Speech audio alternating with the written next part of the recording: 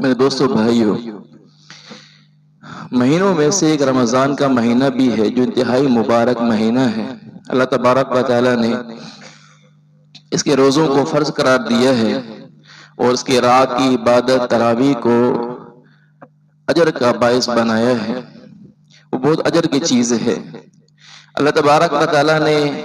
رمضان المبارک میں اتنا اجر رکھا ہے کہ نفل کا اجر فرض کے برابر اور ایک فرض کا اجر 70 فرض کے برابر ملتا ہے۔ اللہ تبارک و تعالی اس مہینے میں مومن کے رزق کو بڑھا دیتے ہیں اور انسان ان بھلائیوں تک پہنچ جاتا ہے جو غیر رمضان میں نہیں پہنچ پاتا۔ شیاطین کو اللہ تبارک و تعالی قید فرما دیتے ہیں۔ مومن کا عبادت کا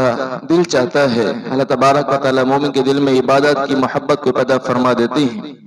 عبادت کی طرف رغبت پیدا ہوتی ہے، راتوں کی عبادت، دن کی عبادت، مالی عبادت، جانی عبادت، ہر اعتبار سے انسان کا دل چاہتا ہے کہ میں عبادت کروں۔ ہاں، یہ عبادت کا مزہ اسے نصیب ہو سکتا ہے کہ جو آدمی اپنے اوقات کو گناہوں میں نہ گزارے۔ تو گناہوں میں جو گزارتا ہے تو عبادت کو دل نہیں چاہتا آدمی کا۔ اللہ تبارک و تعالی دل پر مہر لگا دیتے ہیں بعض دفعہ ناراض ہو کر کہ یہ بہت زیادہ نافرمانی کرتا ہے، تو اللہ تبارک و تعالی دل پر مہر لگا دیتے ہیں، پھر انسان کی رغبت برائیوں کی طرف ہوتی ہے، بھلائی کی طرف نہیں ہوتی۔ اس لیے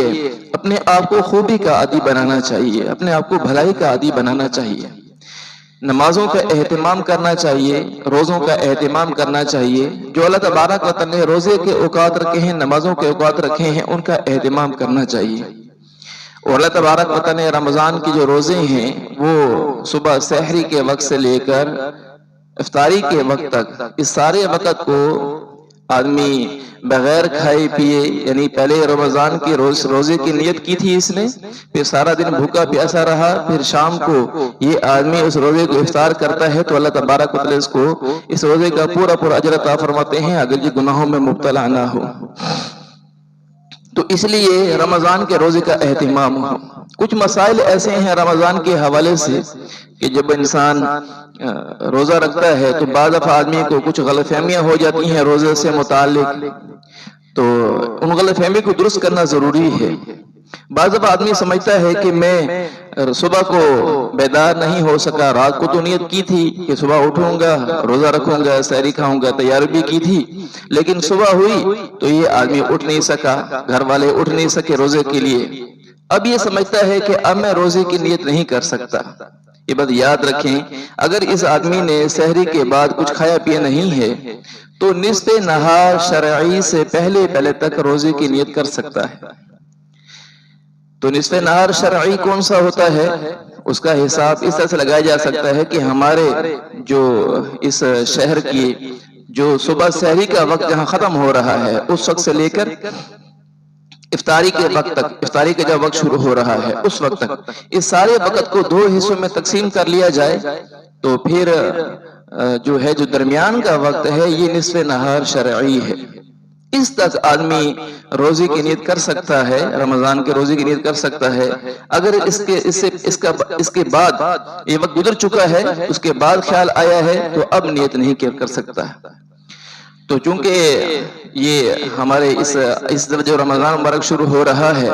یہ 2 فروری 2026 کا جو روزہ رمضان شروع ہو رہا ہے، تو اس میں تقریباً جو 18-19 تاریخ بنتی ہے وہ صبح کوئی 6:23 پہ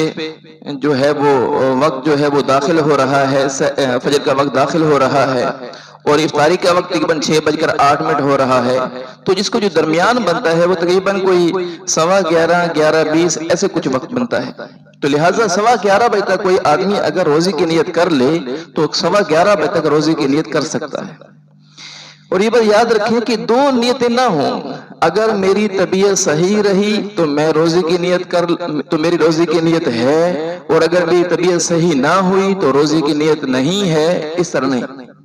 ہاں، اگر کسی آدمی کی صبح طبیعت خراب تھی، اس نے کچھ کھایا پیا نہیں ہے،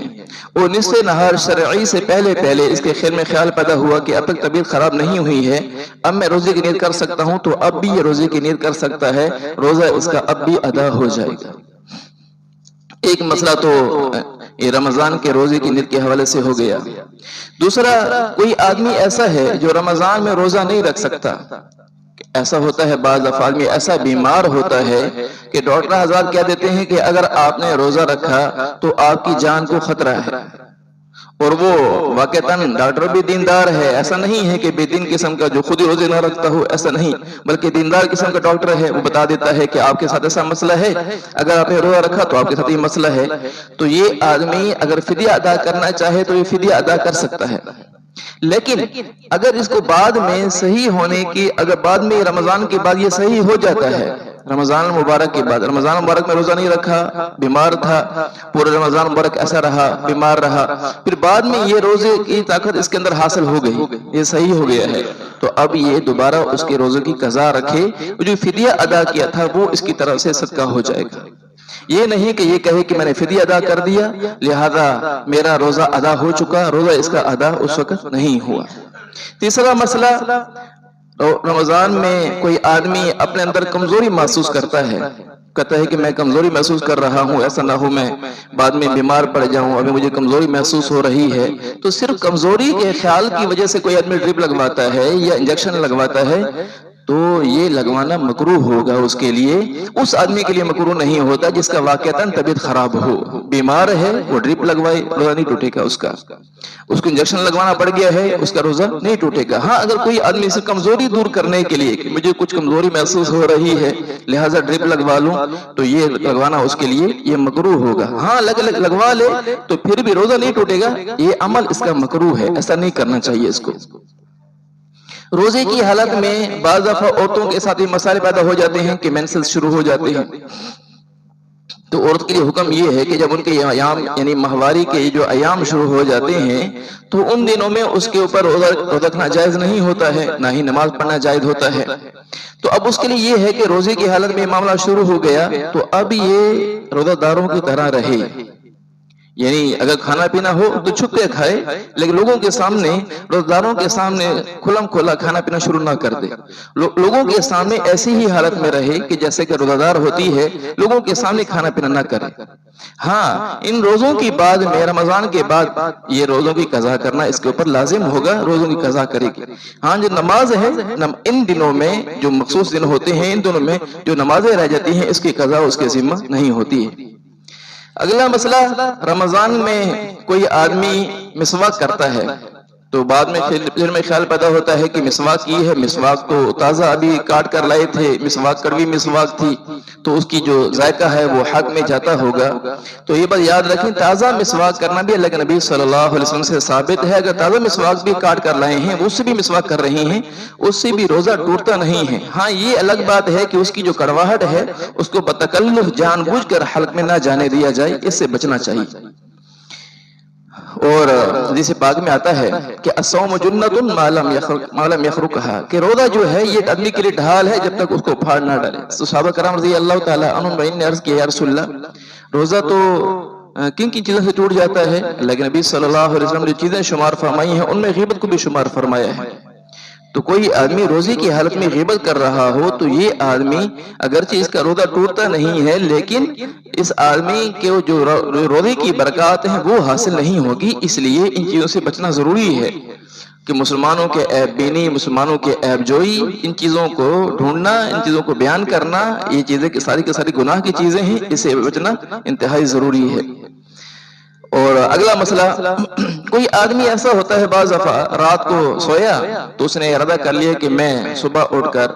میں ابھی سحری کھا کے سو رہا ہوں اور صبح میں روزہ میرا ہوگا، رات کو نیت کر کے سو گیا ہے۔ اگر رات کو روزے کی نیت کر کے سو گیا ہے،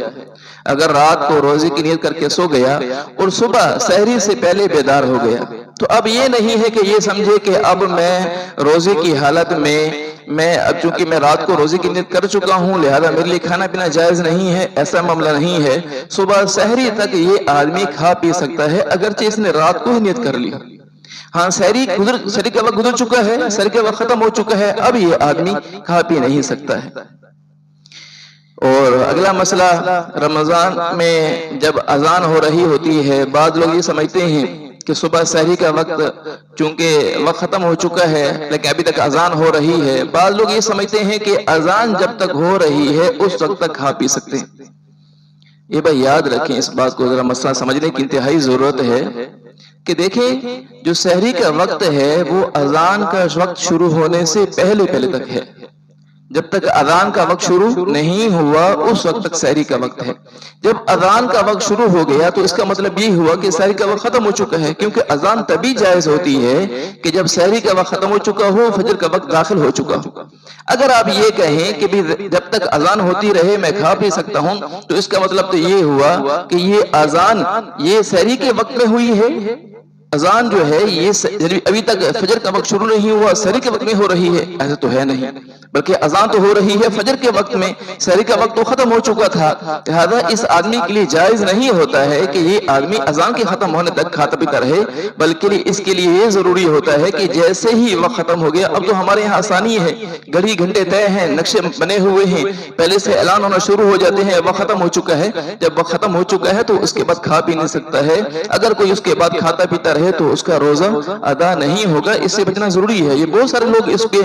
اس مسئلے میں الجھے ہوئے ہیں، اور رمضان میں ہر سال ہی یہ مسئلہ شروع ہو جاتا ہے کہ ابھی تک اذان جو ہے شروع ہے لہذا کھا پی سکتے ہیں فلاں حدیث کی وجہ سے۔ حدیث کے مفہوم کو سمجھنا چاہیے۔ اللہ کے نبی صلی اللہ علیہ وسلم کے زمانہ میں 2 اذانیں ہوا کرتی تھیں، ایک اذان تہجد کے وقت میں ہوا کرتی تھی، ایک اذان اس وقت میں صبح کے وقت میں ہوا کرتی تھی۔ تو کوئی آدمی اگر اس اذان کو لے کر کہ جو سحری کے وقت میں ہوا کرتی تھی اس اذان کو لے کر اس کو فجر پر منطبق کر دیتا ہے تو غلطی کھا رہا ہے۔ اور اس وقت میں چونکہ عام طور پر لوگوں کا مزاج ہوا کرتا تھا کہ